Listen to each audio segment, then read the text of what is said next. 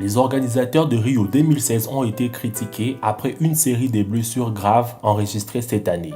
Alors que certains des incidents ont été inévitables, d'autres ont eu lieu en raison d'une mauvaise organisation, d'après les critiques. Et beaucoup se demandent si les Jeux Rio pourraient être le plus dangereux. Voici les 10 accidents incroyables aux Jeux Olympiques 2016. Adrani Karapetian. Alors qu'il tentait une épaule jetée, soulever une barre de 195 kg en 2 temps, bras tendus au-dessus de sa tête, pour espérer décrocher le bronze, Karapetian, 20 ans, s'est blessé au coude gauche au milieu de son geste. On peut voir que son bras rompt sous le poids et part vers l'arrière. L'Araménien a alors hurlé de douleur et a été évacué en pleurs du plateau par ses entraîneurs avant d'être conduit sur une civière avec une perfusion au bras, entouré de son staff dans une ambulance. La blessure était non seulement atrocement douloureuse, mais cela a aussi détruit ses chances de gagner une médaille dans ses débuts olympiques.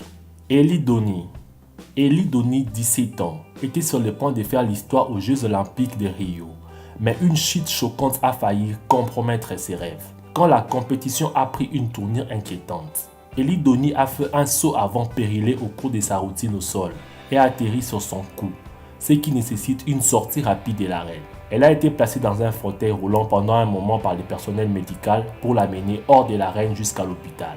Mais une fois qu'elle avait récupéré un choc immédiat, elle a décidé qu'elle était suffisamment en force pour continuer après tout. Elle a finalement repris la compétition et est toujours en course pour une finale au concours général. Melissa Hoskin. L'entraînement programmé le lundi après-midi au Vélodrome olympique a mal tourné pour les Australiens. Le groupe de la poursuite par équipe a été victime d'une chute collective.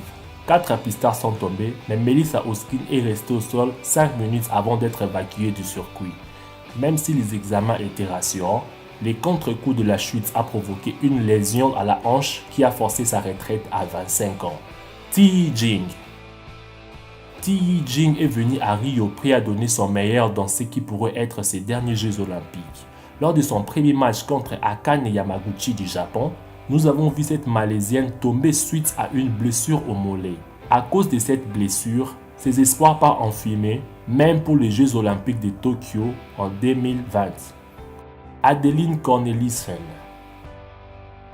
Adeline Cornelissen est une vraie star de l'équitation, tout comme Jerish Parzival, son fidèle cheval à qui elle doit sa réputation. Cependant, ces Olympiades brésiliennes ont tourné court alors que le duo faisait partie des favoris pour la médaille d'or. Mardi matin, lors du début de l'épreuve du dressage, la cavalière interrompt sa série de qualifications car son étalon tire anormalement la langue. Inquiète, Adeline Cornelissen abandonne tout simplement la compétition et ramène Parzival dans le box. D'après elle, le mauvais état de son cheval s'est réduit à une piqûre mardi matin sur la joue par une bête, peut-être une araignée. Âgé de 19 ans, Jerish Parzival était censé disputer sa dernière compétition, mais les circonstances en décidèrent autrement. Il souffrait d'une fièvre assommante, plus de 40 degrés, le laissant totalement léthargique. En larmes dans le box après son abandon, Adeline Cornelissen peut se consoler en disant qu'elle a probablement sauvé la vie de son cheval. De son côté, Jerish Parzival vivra une retraite bien méritée en bonne santé. Andreas Toba. L'audience a admiré l'acte de sacrifice d'un gymnaste au cours de la ronde de la qualification de compétition de gymnastique aux Jeux olympiques. Malgré avoir subi une grave blessure au genou, le gymnaste allemand Andreas se redressa pour compléter son pommeau de routine de cheval pour l'Allemagne. Son ligament croisé antérieur déchiré quand il a débarqué après avoir fait un flip avant sur le cheval d'arçon. L'athlète allemand a dit qu'il a pleuré comme un enfant alors que sa blessure au genou est grande, mais il a dit que sa blessure émotionnelle est beaucoup plus grande. Cependant, Andreas Toba savait que s'il n'a pas terminé la routine, son équipe va se disqualifier. Ainsi, il remonta sur le cheval d'arçon et a terminé sa routine malgré sa douleur. Ses coéquipiers l'emportèrent après. Annemiek van Vleuten.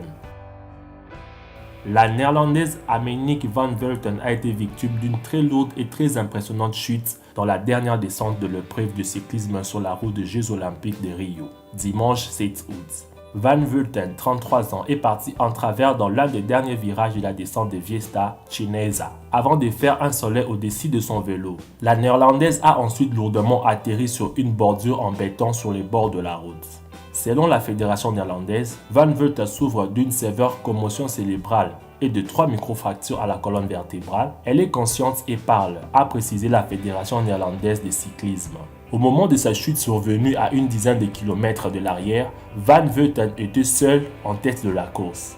Le 10 août, l'athlète a annoncé elle-même sur son site qu'elle avait été autorisée de sortir de l'hôpital après 3 jours de soins. Vincenzo Nibali. Samedi, l'Italien Vincenzo Nibali est tombé dans la dernière descente de Vista Cinesa, alors qu'il était en tête de la course en ligne avec Rafał Majka et Sergio Henao. Au début, le staff italien pensait que Nibali ne souffrait que de blessures superficielles, mais il a finalement décidé de le conduire à l'hôpital pour lui faire passer une radio. Bilan, une clavicule cassée qui sonne la fin de la saison du requin de Messine. Robin Sanderson. Frappé à la tête par un cheval juste avant la cérémonie de remise des médailles, un groupe de l'équipe allemande de dressage a été transporté à l'hôpital pour des examens. Robin Sanderson a été touché par la monture de Rothenberger, qui a rouillé alors qu'elle était conduite derrière le podium, touchant Sanderson en plein front. Samir Aït-Saïd.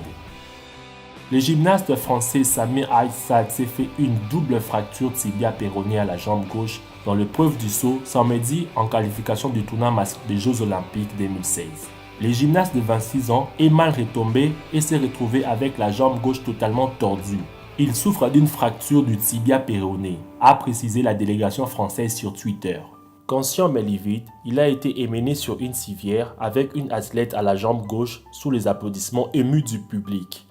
Les membres de la délégation française étaient abattus, certaines avaient les larmes aux yeux. C'est tout pour cette vidéo, je vous remercie énormément de l'avoir suivi jusqu'à la fin. N'oubliez pas de laisser un gros pouce bleu et de vous abonner à la chaîne pour plus de découvertes. Quant à moi, je vous dis à nous revoir dans quelques jours pour une nouvelle vidéo.